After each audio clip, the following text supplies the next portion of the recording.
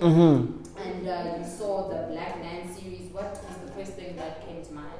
The first thing that came to mind was, I don't know. So I had a busy day. I don't know what came to mind, but it was like, okay, that's dope. Because I like content, so the fact that she was doing something that's centered around creating stuff, so I was like, yeah, that's cool. How does it feel to be a Black man Jesus. in South Africa right now? How does it feel? It feels good. It feels great for me, personally. It feels great to be a Black man in South Africa. It feels great to be a Black man anyway, I guess. Just, yeah. So for me personally, I can't speak on anyone else's experiences. And what are some of the pressures that you face? So you can interpret this in any way. Okay. It can be societal, whatever. Okay, some of the pressures that I face. Some of the pressures that I face, probably expectations. Trying to manage people's expectations, right? Because we don't live in an island, you live with people. So you're trying to manage their expectations of you, but also the expectations from themselves, because for some reason, people think you can solve their problems, right? So the biggest things are trying to be yourself, right? Stay centered in who you are, but at the same time, try to work, love, and just be around other people without having to compromise who you are. So some of the pressures are trying to just manage expectations from other people. Yeah. Generally, who are in your life people that like are expected? My immediate circle, obviously, my family, my friends, my woman, and the people I work with, right? So you're constantly trying to balance that. You're constantly trying to, figure it out with every single person, but at the same time, figure it out with yourself. So it is a battle, but it's an intriguing battle, because intriguing and also good, because it serves you. It gives you an indication of who you are, because I feel like with people, predominantly, the people work as mirrors. Well, for me personally, I feel like people are mirrors. So how I engage with someone, the relationship I have with other people, give me a bigger picture of who I am and who I'm trying to become and who I am becoming eventually. Yeah. That's really nice. Does that come with any pressures? Like there's so much maneuvering and it's like a balancing act. Yeah. Does it come with any insecurities? Do you have any? Does it come with any insecurities? Yeah, it does come with insecurities, because you want to be all that you can for someone and the people who are around you. So again, with the pressures, it's expectations. And with you can tell people that they shouldn't have expectations, but that's kind of backwards. Like, everybody has to expect something. You're something to someone, right? So to the extent at which you can, fulfill those expectations, that therein lies the pressures, right? So, for example, your parents want you to be something, but you want to be something else, right? You love your parents, you want them to be happy, you want them to be proud of you. So at the same time, you're trying to balance and manage their expectations of you, as well as your expectations of yourself. So that's an example where it's like a push and pull thing, where they want something, you want something, but at the same time you have to find a compromise, because you do love your parents and you do want them to be proud of who you are, right? Even if it might not necessarily be 100% of the image that they have in their heads, Yeah. And does self-doubt creep in there? Like, were people interact with people in society, with our families? Yeah, definitely. I think doubt comes into place where doubt, for me personally, I never doubt myself a lot. And when I do, it comes from other people. It comes from where I know what I want to do. I'm very comfortable with where I am in life. But I know that my parents might want something from me. I know that my girlfriend might want something from me. I know that my friends might want something from me. So the doubt creeps in where you feel like with your personal journey, you're going where you want to go. But at the same time, you're trying to, again, manage what they expect from you without necessarily, removing yourself from your own journey, without necessarily, diverting attention from where you want to go and from what you're trying to achieve. Yeah. just to take a little bit of a different direction, your relationship with your mother, or an important female figure in your life, how would you describe it? My relationship with my mother is healthy. It's healthy. It's conservative as well. You know, it's. I love my mother. My mother loves me, and there's no doubt in both minds as to the love we have for each other. But at the same time, I grew up in a family that's very conservative. That's not necessarily open, right? So it's something I'm used to. I wouldn't say it's difficult. It's just something I'm used to. I've just come accustomed to. Yeah. I know how my family loves, right? It's not necessarily the way everyone else loves, and it's sufficient for me. It's brought me here. So, yeah.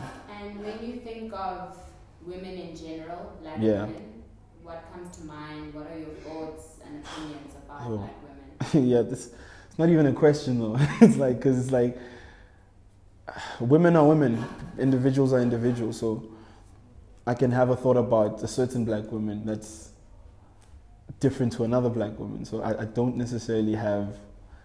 I don't think in group kind of dynamics, because I feel like it's unfair, right? Because that's how people think about me, right? As a group, he's a black man. He's this, he's that. You know what I'm saying? Positive or negative. And that might not necessarily be who I am. So I can't answer the question of like what comes to mind when I think about black women. Who comes to mind? My definitely my lady, my girlfriend, my mom, my aunts, my friends. And what do you think about them? I think they're incredible. I wouldn't surround myself with them if I didn't.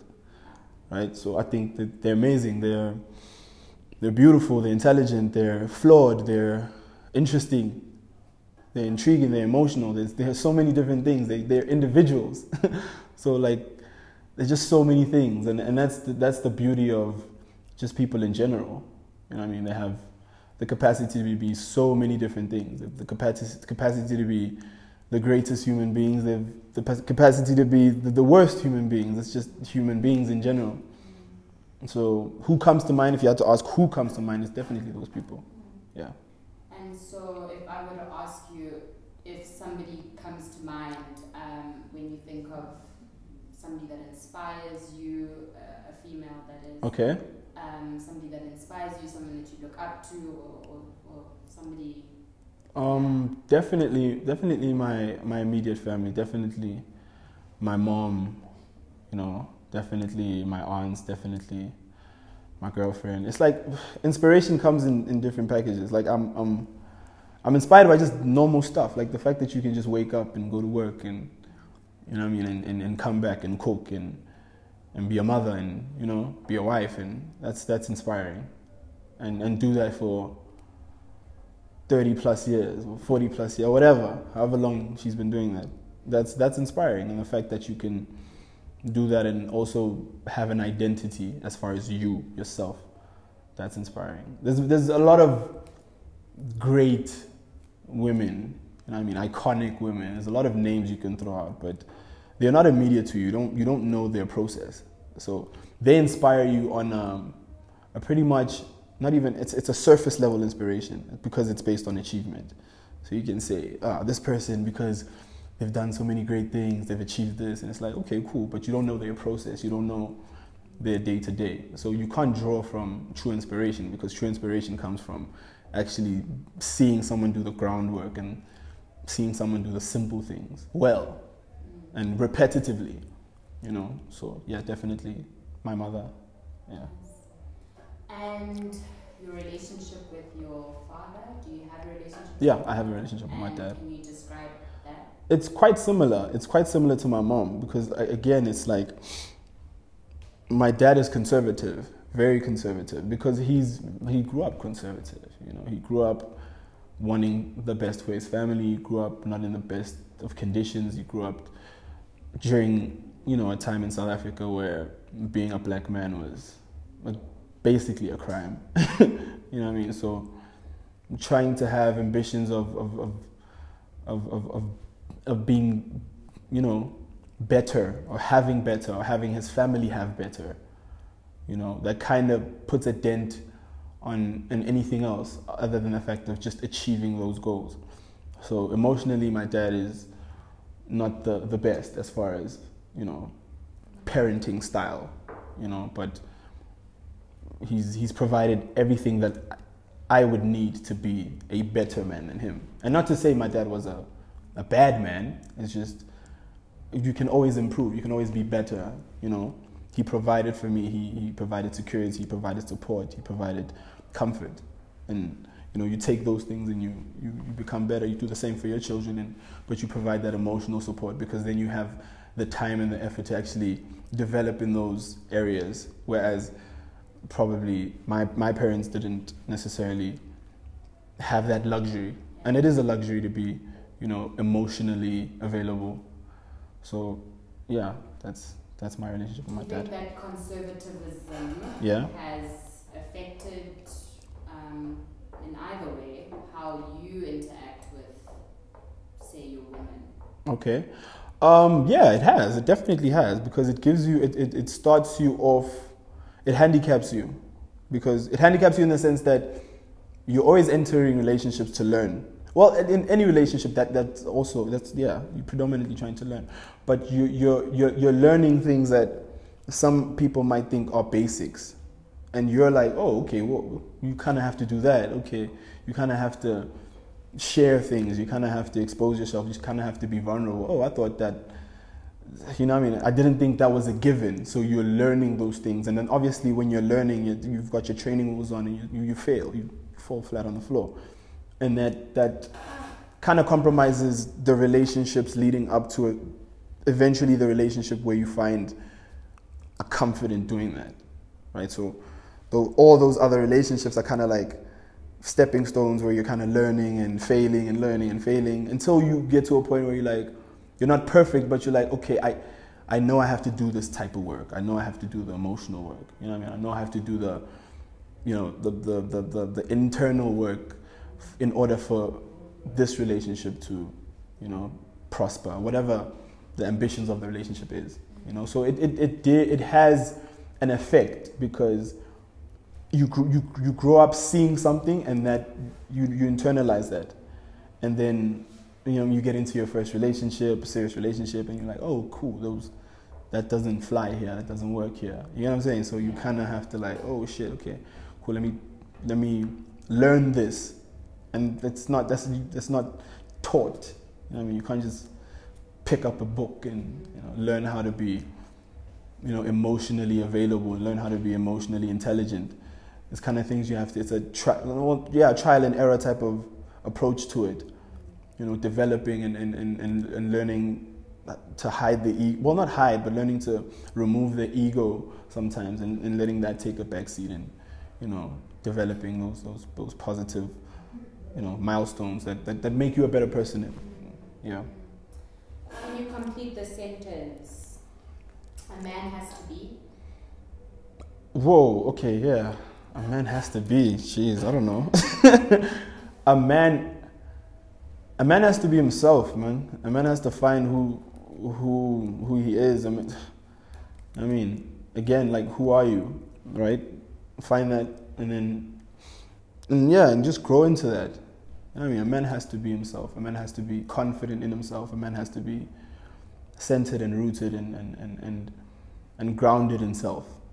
And a man has to explore that journey, because that's really the only journey that's fruitful in life. You know what I mean? So, yeah.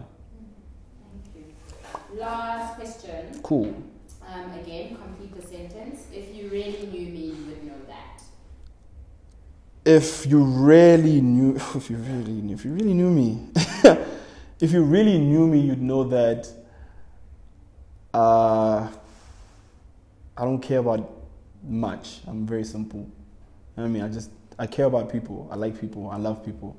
And if you really knew me, you'd know that I'm not impressed by a lot of things.